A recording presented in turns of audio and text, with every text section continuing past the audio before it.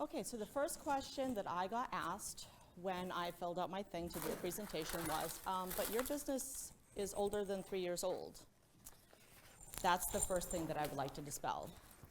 This is brand spanking new.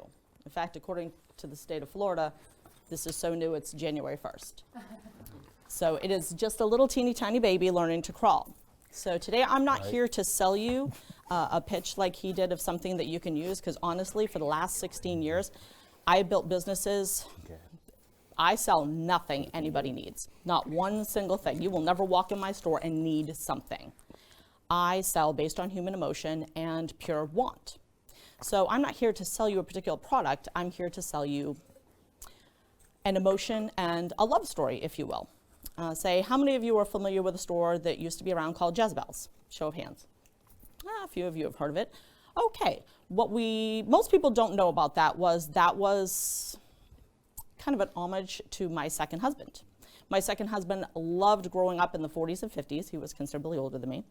And I took that love that he had for that, and I built a business around it.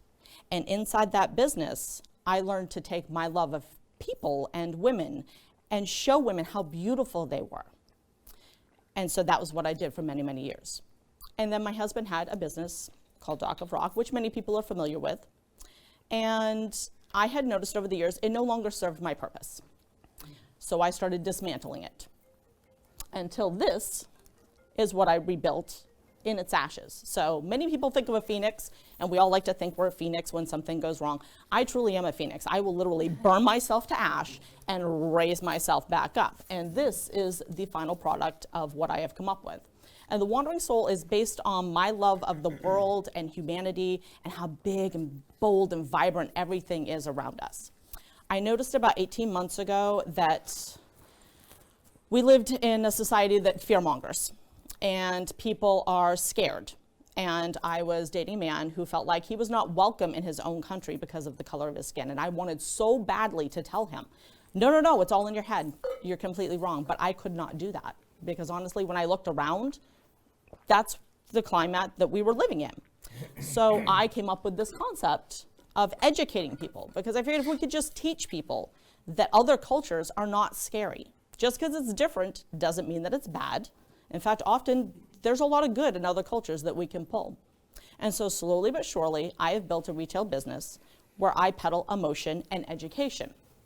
So when you come in and you're buying incense, which is a very popular item that we sell, I noticed that we had one incense that over the years never sold. Everybody avoided it like the plague. I never reordered this incense for only 2 years. And it was called ISIS.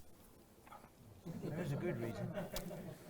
So one day I realized people aren't buying this incense because they don't understand what it is.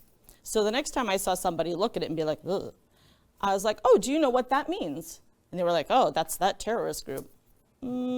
That's not what that stands for. Isis was an Egyptian goddess. She was the mother of fertility. She was the protector of women and children.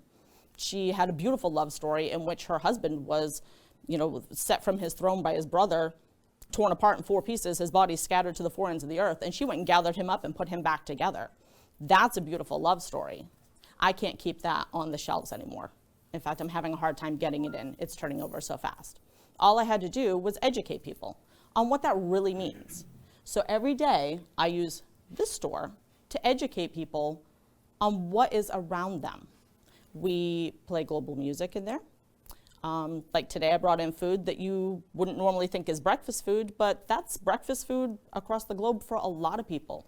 We have a cultural Q&A series coming up, starting with Egypt, where I have an art historian coming in to speak on the architecture over there and the mythology. And I have somebody who used to live there and grew up there that you can ask questions to. We'll have food that you can sample. These are the kind of things that I want to educate people on. Like when we hear the term witch, ooh, she's a witch. Like, we still have that connotation of like, ooh, that's scary.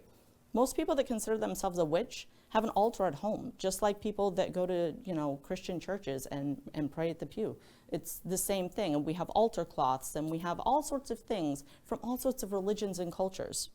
So when you walk into my place, I'm not looking to sell you something. I'm looking for you to come in and be curious, to ask questions. If you don't know what something is, by all means, pick it up and ask.